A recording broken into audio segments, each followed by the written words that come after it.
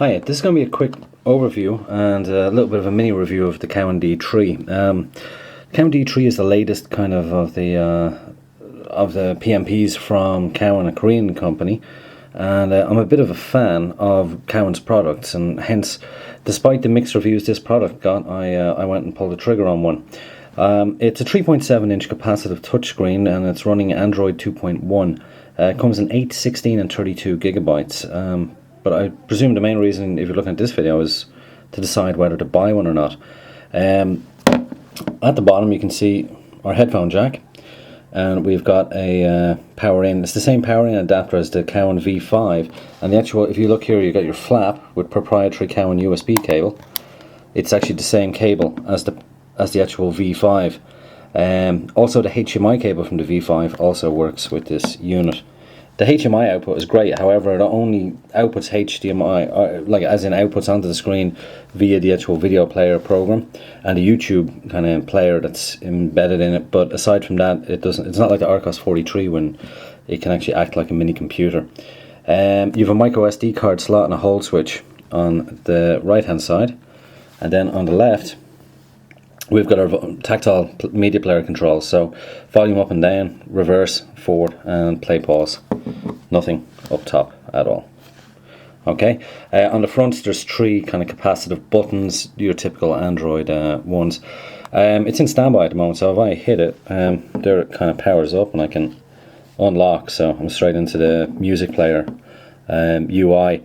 The screen, I have to say, is phenomenal. It's obviously, it's probably a Samsung panel that they're using, but it's an OLED screen, 16 million colors, and it really does pop. It's like a larger, more vivid J3 screen.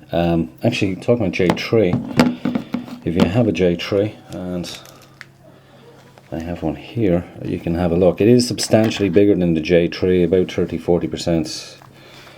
Okay, J3 doesn't want to come out of the case, but if you have a look, it is a far larger device, like as in side by side. She's a little bit thicker, it's higher, and it's about half an inch longer. And so that's kind of great choice of camera setup. But anyway, there you go. You can see it is substantially larger than the J3. Like any Android device, if you hit your home, or try and set your bloody camera. Right. If you hit your home button, it takes you into your home screen UI, and it's pretty straightforward. This is the Cowon kind of one. So you have your camera, you have your 4 kind of main things: music, video, pictures, internet, and task manager. Now you'll see here task manager I put here for a very good reason. I don't know how much RAM Cowon put into these, but you can speed up the unit by just having kill your tasks after you finish with them, because if you have 6 or 7 things running at the same time, it will start to slow down. You also have a slide for apps, so you can kind of go into your applications, and these are all default ones that Cowon put on. So we have our music, videos, radio. The radio app is actually quite nice, but I never listen to radio. So internet, pictures, documents, microrecorder, clock, settings, comics. Comics, unfortunately, is not like, you know, a useful comics thing. It's more so for more unusual kind of Korean. It won't pay CBO or CBZ files or anything like that, so it's not great. Paint, a rudimentary paint program, email, task manager, calendar, calculator, contacts. JetVD is essentially the YouTube application, Twitter and AV. Well, I put this one on. It's just Android comic viewer, and I have to say it works just as well as it would, let's say, on my Samsung Galaxy S or on an Arcos 43, you know, and perfectly readable, usable, you know, and so and some applications won't. One application I was trying, a lot of the video player applications, as into from the marketplace, won't install on this. I downloaded the APKs, try to put them on, so it's hit and miss whether it'll accept them or not. If we go into, let's say, our music player application, there's like a FLAC version of Roxy Music's Avalon. You can use your standard enough controls, for example, play, forward, backwards, change your play speed. You can go along on the control bar here. Your BBE functions are accessible just here. So we can go straight in and select our different BBE functions, and then back to bring us into usual, you know, folder, kind of repeat, etc, etc.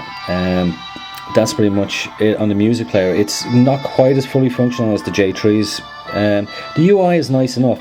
One nice little feature is the matrix browser, which lets you go through your album art, and that took a tiny bit longer than usual. Occasionally you will find the UI not being terribly fast. Sometimes it could be because you have something going in the background or that, but it's not bad. Like, you know, it's pretty good. So, and just return if we want to get back into the music player application, or we can always view our music via a list. And then let's say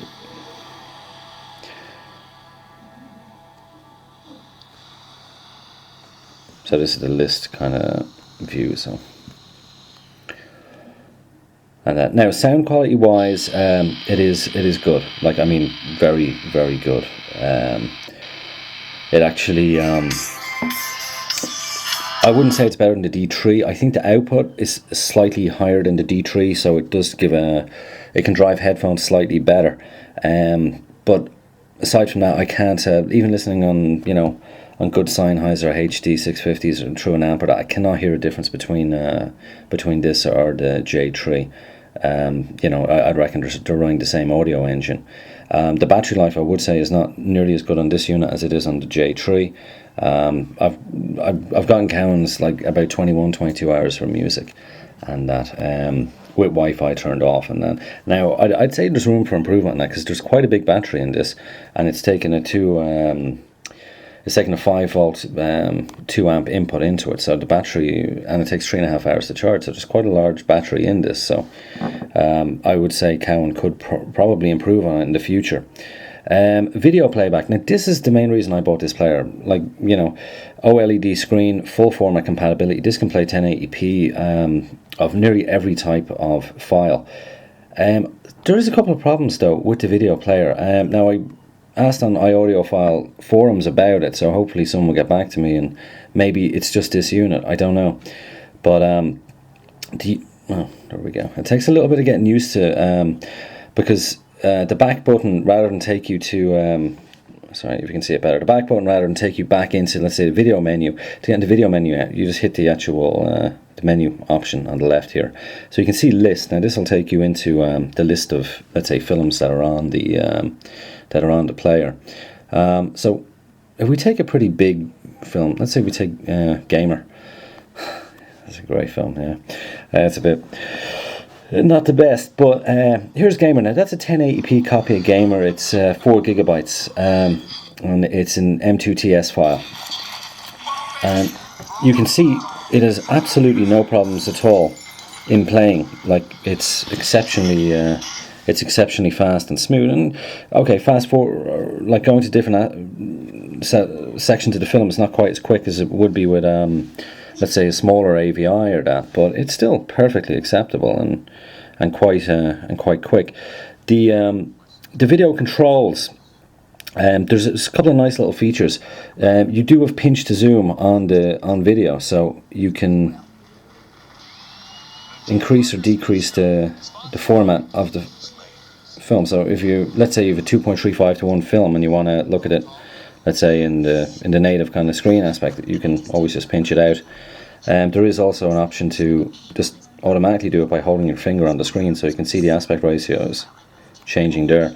I will say, like, capability wise, there's nothing I have put onto this player that will not play, even DTS audio tracks, stuff that would kind of mess up on other players. Also, the video out is flawless, works brilliantly. If you have a Pico projector, you've essentially got a little mobile cinema there.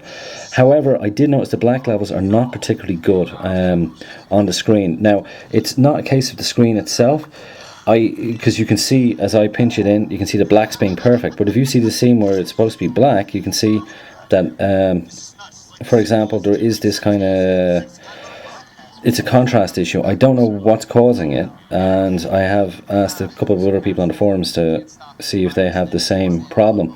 Now, I don't know whether it will be fixed on a firmware update, but it does mean that on certain files, so for example if we go into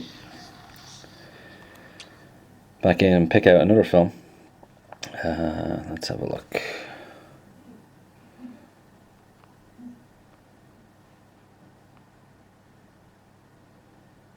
Okay, let's say we pick Dune here, and again this is a 1080p rip of Dune.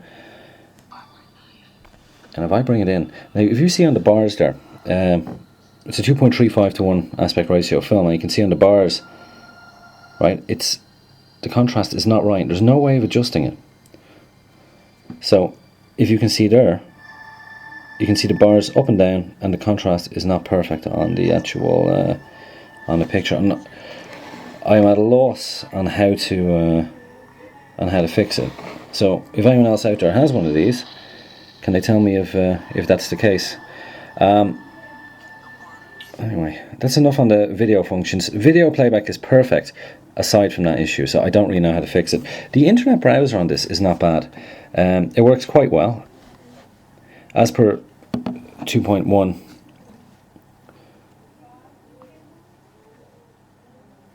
okay, it's turning on Wi-Fi there. It also has Bluetooth in that. I've tried Bluetooth and all that, and Bluetooth out simultaneous with video, and that it always remains in sync. So my Wi-Fi is connecting there, so I can go into, let's say, internet.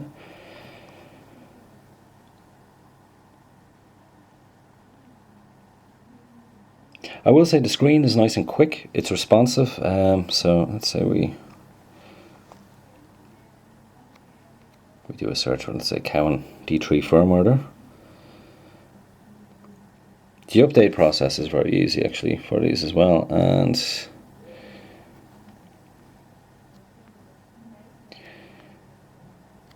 pinch to zoom works fine.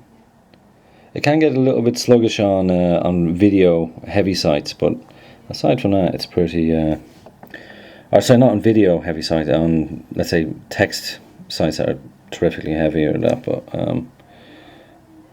let's have a look. Still loading there. I don't have the quickest connection in the world, but suffice to say, it is it's a pretty effective browser. Like, you know, it's pretty much on par with a touch. Maybe not quite as it's not quite as smooth, but it works, you know. Email application, all that sort of stuff is fine. The one nice actual thing about the Jet VD program here is that you can choose to download pretty much any of the films that you dig up. So if we search for, let's say, Cowon,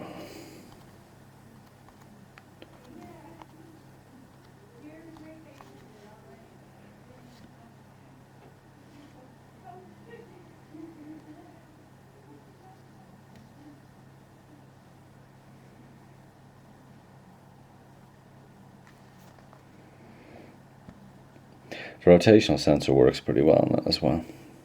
This is more down to the speed of my internet connection actually than this device. My router has been acting up lately, so that should not take as long as that. Yeah.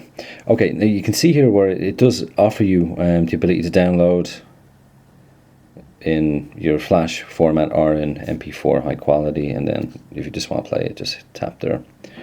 And that's pretty much it. I see the same problems here on this video player as I do on the with the videos, as in with the black levels not being perfect. But I don't know. I'm fairly. Actually, that's interesting. That there is when I tried to put vPlayer onto it, I put the APK into the APK install file. It wouldn't install it for me earlier, so I need to remove it. But it does occasionally try and put it back on. My idea was to put actual vPlayer on to see if vPlayer has the same problems that I was having with the black levels, but I wasn't able to test it.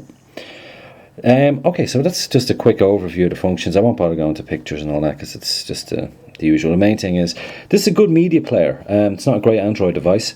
I wouldn't buy it for the Android functionality. I'd just look at it as a J3 with a bigger screen, slower, worse battery life.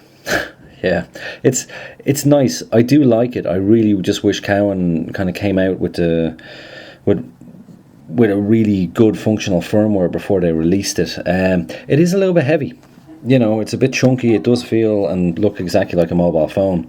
However, build quality in that is good. The screen is great, and you know, if it was about, like, these are expensive. Like in Europe, they're about €300 or so for the 32 gig version, and in the States about $340 for the 32. They are nicely made. It's a niche product. It's not out there to compete with the Touch or that, and I think quite soon it's going to become a pretty sought after player, but not yet. Okay, anyway, look, have a comment on it or that, and if you know what's up on my screen, tell me. Okay, thank you. Bye.